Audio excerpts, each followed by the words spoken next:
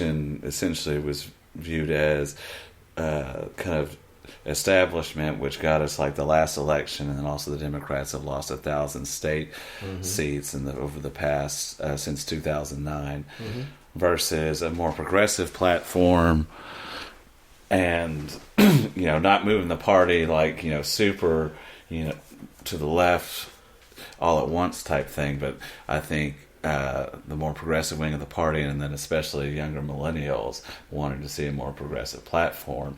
And then for a lot of those people, it's just going to feel like more of the same. So therefore, like, are they really going to be as involved over the next 2 years? Are they going to vote in 2018 and change things? Or is the party just going to kind of do a top-down, like, this is what you get, and you vote for it or not, and then lose another election? Well, I thought it was encouraging that he brought that Perez brought him in as a deputy, because I really think that was the best thing that he could have done in that position For unifying the party, Right. I agree. Yeah. So,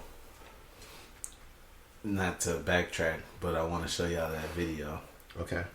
and then we can talk about it. We're going back to the petri dish. Yeah, the alchemists Creatures. and the monsters, and then we'll hop back on this All time. right. All right. All right. We've officially witnessed the alchemist combining eggs with what I believe to be human reproductive material, and getting some crazy results. Yeah, like I said, he had two of them. Like I said, one was standing up, one was like a little blob. Yeah, one looked like a tubular kind of a thing with a. I guess they had a tongue on it that would, quote unquote, smell the water. And you were a little skeptical. So after seeing that, what do you think? You think it's real or what? I'm still very skeptical. I mean, I'm skeptical of anything I see on YouTube because you can easily manipulate. Is it interesting? Yeah. But, And what about you guys, Gene? I think the first one looks more like a worm to me. I mean, there's tons of like worms, especially underwater worms, that look really similar to that and have similar characteristics. And the second one looks like a dim sum that's been sitting in water for like 6 months.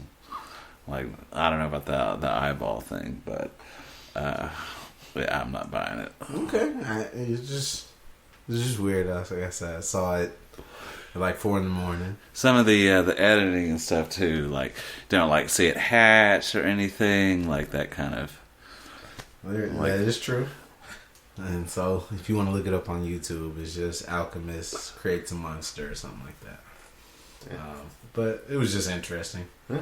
But We definitely could see genetics kind of move in that direction over the coming decades of gene splicing, and probably you wouldn't see like commercially or like government officially like them gene splicing humans with stuff, but I could definitely see them doing like certain type of animals and stuff like that, kind of like that episode of The Family Guy when Stewie has the genetically perfect pig that looks like it's on steroids, something like that. But once that technology becomes available, you definitely could see some mad scientist types or like some secret government labs of them genetically engineering people with like certain animals. Well, like I was certain just saying they're not attributes. already. I think I touched about it last episode, but they got government 50 years ahead of us. No, they got the humans mixed with pigs now.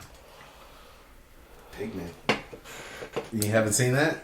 I haven't seen that. I know like pigs and humans are very genetically similar, and like organs and stuff like that. It's thought that they could grow like with human DNA in a pig, grow a heart or liver or what have you. That's supposedly why they're doing it, is for organ transplants and stuff, but they're crossing the human DNA now with pig DNA, and they've already done, they got pictures and articles and all that, so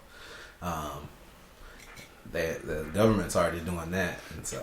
You had the Soviet Union, especially like back in the 50s and 60s, did a whole like bunch of crazy science fiction type experiments. There was one Soviet doctor that did a brain transplant between two monkeys, and what he did was he just cut the head off of one monkey. A lobotomy? No, he didn't do a lobotomy. He cut the whole head off, at the neck. Oh, okay. And then sewed the neck and all the arteries and stuff back together. And it actually lived for like 3 or 4 days or something like that with a new body. But I mean, that's the stuff. He did this in like the 56 or 58 stem cells or something. type stuff. Yeah, so it's like now with how much technology has advanced, like you can only imagine like there's some mad scientist doctor doing crazy stuff somewhere. What was it? The island of Dr. Giraud or whatever. Monroe, yeah. Monroe. Yeah, Monroe, yeah, right. Is it that, what's his name? The guy the Godfather. He's in that movie, I think. Brando? Yeah, Brando. Brando's in it. He's the doctor or whatever. But it's like he's a mad scientist and has this island and he's crossbreeding different species and stuff like that. Right on. All right. Yeah, I don't know. I don't really buy the video, but I think it's interesting, I think. Yeah. You could definitely see how society in the very near future could be doing something like that. I think they already are. I think I think the World War II Nazis, God Eugenics. knows. Yeah, God knows what the fuck they were doing. The Nazis on the moon? You mean Nazis on the moon? Yeah, what they're doing. No, I think it's he's just talking about they were doing some wacky. They're in shit. Argentina. Yeah, they're in Launching from Argentina. Well, it depends on to who the you talk. moon. Well, Antarctica too. Now they're saying that they're that they went from Argentina to their paradise Antarctican base, subterranean, encapsulated in ice paradise. I've read those stories too. I mean, who knows, man? Truth could be a lot stranger than we could ever fucking shit we could make up. So I don't know. But anyway, the gene splicing, but that's crazy. I watched Prometheus for the first time today. Really? I haven't seen it. That's a good movie. I know. It's kind of crazy. Are you familiar with the whole alien? So you know what timeline that takes place in? Yeah. The new one's coming out in March. Oh, really? I didn't even know there was a movie. I think March. Just more reptilian people. I think the premise of the new one is because in that one they flew off with Naomi Rapace's character flew off with the head of the cyborg dude in search of the home base of the alien. Apparently that's where they go in this one, and all the shitstorm ensues apparently on that. So there's the battle on Earth, and then like a human goes with an alien. Well, they prevented it from in the end of Prometheus. They prevented him. I didn't get to watch the end actually. Oh, I'll shut up. Spoiler alert! Spoiler alert! Boom. I'll stop. No, go ahead. I mean, you want me to bust it? Yeah, for I you? mean, that's Prometheus. Well, what they do at the end of Prometheus is they prevent the, as they call them, the scientists or whatever they call them, the creators, the big, like the 8-foot tall human type creatures. Yeah, they were human, but then they wore alien masks type deal. Well, no, that was that's what that is. So they're super genetically engineered. That's how they fly those ships around. Right. So basically, they get into this to their ships, and they have. So what you saw on that thing was those big things in their ships, but so you got to have a mask. They call them the engineers. That's what they call them. So basically, they're going around and spreading life on different planets and. Basically, the spermatozoa theory. Right. They've created a biological, what really amounts to be like a biological weapons planet that they started fucking with all this stuff, and it got out of hand, right? So what they were going to do, and in this movie, they find out that basically these engineers are responsible for life on Earth. So they seeded us. We went and found them. Basically, they didn't like what we were doing. What they at the end of the movie, what that dude was doing was he was heading back to Earth with that payload of that black goo, right? That basically spawns all this nasty fucking spawned the original alien, right? They crash that ship. They bring him down, prevent him from going back and basically wiping out Earth. They jump another ship and they go and they find this planet, and this is the new sequel is them on this planet. So there's another expedition that goes to this planet. And then they find what I don't know. I don't really know what the premise yet of that movie. Yeah, so when I started watching it, dude was in the ship and he was putting on his mask, and then I saw them trying to stop him, and then that's where it was. Yeah, and that's where he gets up and he kills the old guy. And I came back in maybe 15 minutes later because I had to take a shower. I came in 15 minutes later, and the little guy that the humans had created, the little robot guy, he was decapitated. Yeah.